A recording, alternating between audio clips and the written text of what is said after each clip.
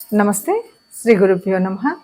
ఆదిత్యాయ చ సోమాయ మంగళాయ బుధాయ గురు శుక్ర శనిభ్యే రాహవే కేతవే నమః. వాగార్ధవేవ సంపృక్తౌ వాగార్ధ ప్రతిపత్తే జగతపితరౌ వందే పార్వతీ పరమేశ్వరౌ. ప్రతి మాసంలాగానే డిసెంబర్ మాసం 2024లో మన రాశి ఫలితాలు ఎలా ఉన్నాయి, మాస ఫలితాలు ఎలా ఉన్నాయి అన్నది తెలుసుకోవాలి. రాశి ఫలితాలు, మాస ఫలితాలు మాసం చెప్పుకున్నప్పటికీ, పక్షం చెప్పుకున్నప్పటికీ మారేటువంటి గ్రహాల గమనాన్ని బట్టి కొంత తేడా అయితే ఉంటుంది. ఎందుకంటే నిన్న మొన్నటి వరకు ఉన్నటువంటి వక్రత గతిలో ఉన్నటువంటి గ్రహాలు వక్రాన్ని వదలొచ్చు, కొత్త గ్రహాలు వక్రంలోకి వెళ్ళొచ్చు. ఇలా రకరకాలైనటువంటి మార్పులు గ్రహ గమనంలో ఉంటాయి. మరి ఇలా గ్రహ గమనంలో వచ్చేటువంటి మార్పుల్ని, అలాగే మరి గ్రహాల యొక్క దృష్టి కానీ, గ్రహాల యొక్క యుతి కానీ, ఇవన్నింటి యొక్క ఎఫెక్ట్ అనేది మనకు మారుతున్నటువంటి, అంటే ఆ గ్రహాల ప్రభావం మానవ జీవనాల మీద పడ్డం. రాశి ఫలితాలు, ఎవరు ఏ రాశిలో పుడితే లేకపోతే ఆ రాశి ఫలితాలు, లేదు అంటే లగ్న ఫలితాలు, మొత్తంగా మాత్రం ఆ లగ్నంలో పుట్టారా, ఆ రాశిలో పుట్టారా అన్నదాన్ని బట్టి మనకి ఆ ఫలితాలు తప్పకుండా గ్రహాల యొక్క ప్రభావం కనిపిస్తూ ఉంటుంది. మరి ఇలా గ్రహాల యొక్క ప్రభావం కనిపిస్తున్నప్పుడు ఎలాగూ ఉంటుంది కదా, ఎందుకు చెప్పుకోవడము అంటే తప్పనిసరిగా చెప్పుకోవాల్సిన పరిస్థితి. ఎందుకు అంటే ఏదైనా దాని నుండి ముందు జాగ్రత్తగా మనం చేసుకోగలిగింది చేసుకోవడం కోసం, ఏదైనా గ్రహాల యొక్క అనుగ్రహం కోసం చేసుకోవాల్సినటువంటి పరిహారం, దేవతల యొక్క అనుగ్రహం కోసం చేసుకునేటువంటి పూజా విధానం, వీటి వల్ల ఏదైనా నష్టం వచ్చినప్పుడు, కష్టం వచ్చినప్పుడు ఇలాంటి వాటి నుండి కొంతగా మనం ఈ నెలలో కూడా ముందున్నట్టుగానే ఆనందంగా ఉండాలని కోరుకుంటాం. కాబట్టి అలాంటివి మనం చేసుకుంటూ ఉంటాం. మరి దానికి గాను 2024 డిసెంబర్ మాసంలో ఈ గ్రహాల యొక్క గమనం ఎలా ఉంది అంటే ఆ స్థితి ఎలా ఉందో ముందుగా చూద్దాం. మనకి మీన రాశిలో రాహు ఉన్నాడు, కన్యలో కేతు ఉన్నాడు, ఇద్దరు కూడా. ఇక తర్వాత వృషభంలో గురువు వక్రించే ఉన్నాడు. తర్వాత కర్కాటకంలో కుజుడు వక్రించి ఉన్నాడు. ఇక మనకి వృశ్చిక రాశిలో రవి ఉన్నాడు. తర్వాత రవితో పాటు బుధుడు వక్రించి ఉన్నటువంటి స్థితి. అయితే ఈ వక్రగతి 16వ తారీఖు అయితే పోతుంది. తర్వాత రవి 16 నుండి మళ్ళీ రాశి మారుతున్నాడు, ధనుసులోకి వస్తాడు. ఇక మరి తర్వాత శని కుంభంలో వక్రత్యాగం వదిలినటువంటి స్థితి. ఈ స్థితిలో అంటే ఈ రకంగా గ్రహాలు ఉన్నప్పుడు మరి ఒక్కొక్క రాశి మీద ఎలాంటి ఫలితాలు ఉన్నాయి అంటే 12 రాశులు ఒక్కొక్కటి కనుక చూసుకున్నట్టయితే ఏ రాశి వారికి ఎలాంటి ఫలితాలు వస్తాయి, ఎలాంటి పరిహారాలు చేసుకోవాలి అన్న విషయాన్ని చూద్దాం.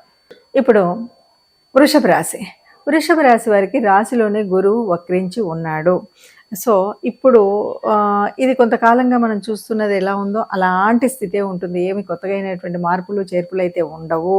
అయితే ఒక్క విషయంలో మనం బాగా ఆనందించాల్సినటువంటి విషయం ఏమిటంటే 3వ స్థానంలో కుజుడు ఉన్నాడు. ఈ కుజుడు 3వ స్థానం అంటే కొంచెం సోదర స్థానం.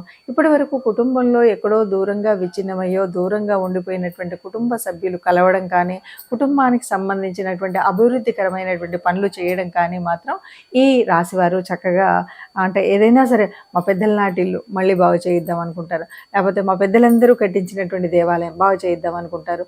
అలాగే పెద్దలకు సంబంధించినటువంటి వాటి పునరుద్ధరణే కాకుండా ఇప్పటి వరకు ఎక్కడో దూరంగా ఉన్నటువంటి వారందరూ కలిసి ఒక చక్కనైనటువంటి కుటుంబాన్ని వృద్ధి చేసుకున్నటువంటి వాళ్ళుగా కనిపిస్తారు. అట్లాగే వ్యాపారం దగ్గరికి వచ్చేసరికి వ్యాపారం బాగా వృద్ధి చెందుతుంది. ఇక పంచమంలో కేతు ఉన్నాడు కాబట్టి ఇక్కడ చాలా వరకు ఎలాంటి పరిస్థితి అంటే దేవతా పూజలకు మనం అందరం వెళ్ళడము, లేకపోతే మనమే పూజలు చేయడం, తీర్థయాత్రలకు వెళ్ళడం, ఇలాంటివన్నీ బాగా కనిపిస్తాయి. ఇక 10లో శని ఉంది. ఎవరికైనా ఉద్యోగం వచ్చినప్పుడు కూడా ఆ ఉద్యోగాలు ప్రయత్నం చేస్తున్న వాళ్ళైనా సరే, ఎలాంటి ఉద్యోగాలంటే ఏదైనా సరే ఒక ముందు అంటే ఫ్రంట్ దాంట్లో ఉండేటువంటి జాబ్.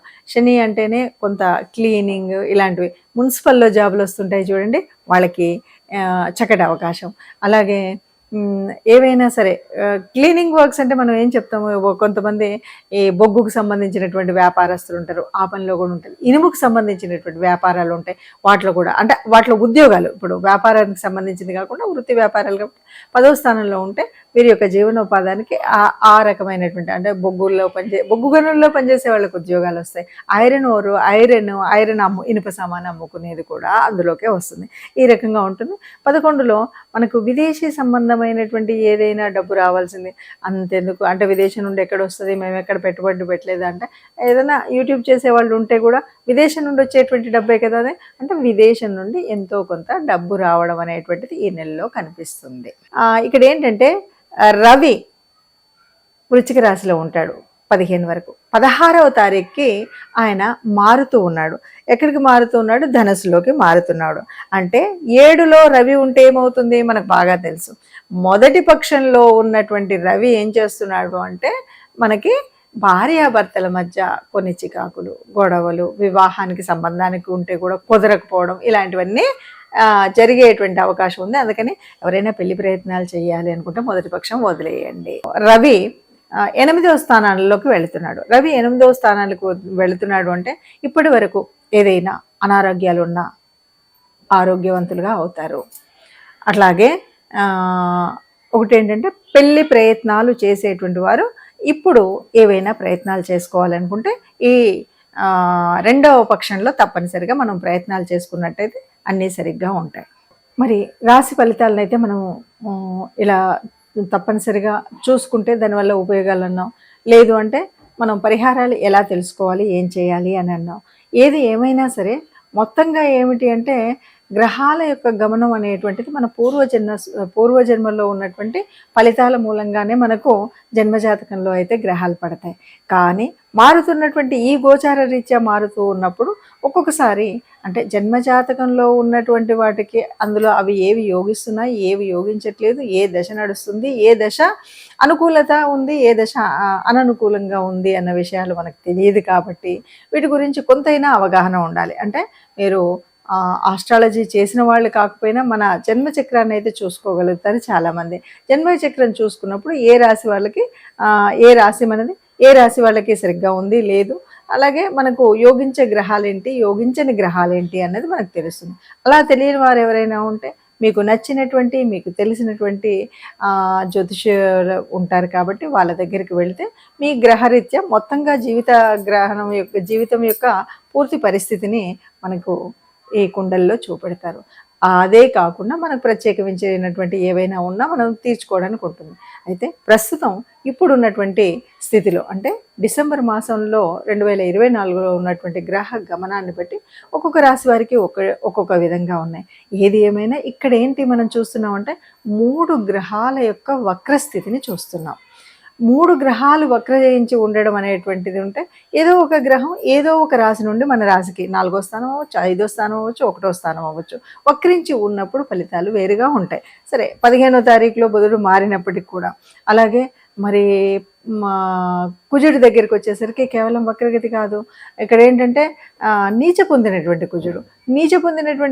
కుజుడు అంటే దానివల్ల కూడా ఫలితాలు వేరుగా ఉంటాయి. ఇలా అన్నీ ఉన్నప్పుడు తప్పనిసరిగా అన్నింటికీ ఒక ఉపచారంగా తీసుకుంటే కనుక తప్పనిసరిగా మనం చేయాల్సింది ఏంటంటే నవగ్రహ మండపానికి వెళ్ళడం. ఎందుకంటే ఒక కుజుడు అవ్వచ్చు, ఎవరైనా ఉండవచ్చు, మనకి ఏ రాశి ఏంటో మనకు తెలియకపోవచ్చు. అందువల్ల వీలు చూసుకొని వారానికి ఒక్కసారైనా నవగ్రహ మండపానికి వెళ్ళడం, నవగ్రహ ఆరాధన అంటే మనకు తెలిసినటువంటి ఆ 9 గ్రహాలకి వాటికి ఉన్నటువంటి స్తోత్రాన్ని ఒకసారి చదువుకోవడం. ఇంతకు మించి మనం పెద్దగా చేయక్కర్లేదు.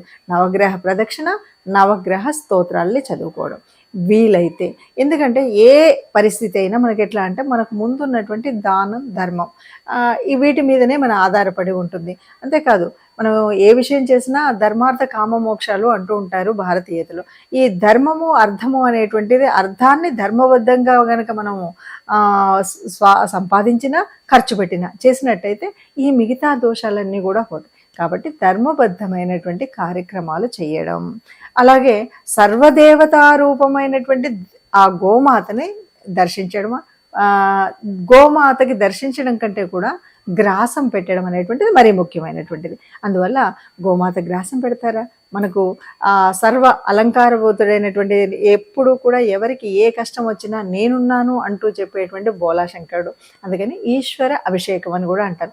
వీటిలలో ఏది మీకు నచ్చితే అది చేయండి. ఈశ్వరుడు యొక్క అభిషేకం చేస్తారా, నవగ్రహ మండపానికి వెళ్తారా, ఆ గోశాలకు వెళ్ళి గోగ్రాసం మనం ఇస్తామా, ఇలా ఏది చేసినా లేదు ఇవన్నీ నా వల్ల కాదు అంటే చిట్ట చివరికి ఇష్టదేవత ప్రార్థన, ఇంట్లో ఉన్నటువంటి ఇష్టదేవత లేదా కులదేవత, వీళ్ళెవ్వరిని ఆరాధించినా మనకున్న ఏ కష్టం కూడా, ఎంత పెద్ద కష్టమైనా కూడా ఆ కష్టాన్ని చాలా వరకు తగ్గించేటువంటి స్థితి మనకు ఆ దేవతలు కల్పిస్తారు. కాబట్టి అందరం సుఖంగా ఉండాలి అని మనం కోరుకుంటాం. సర్వే జనా సుఖినో భవంతు అనుకో, మనము ఒక మంగళాశాసనం అలాంటి దాంట్లో అందరూ సుఖంగా ఉండాలి, అందులో మనం ఉండాలని కోరుకుంటూ నమస్తే.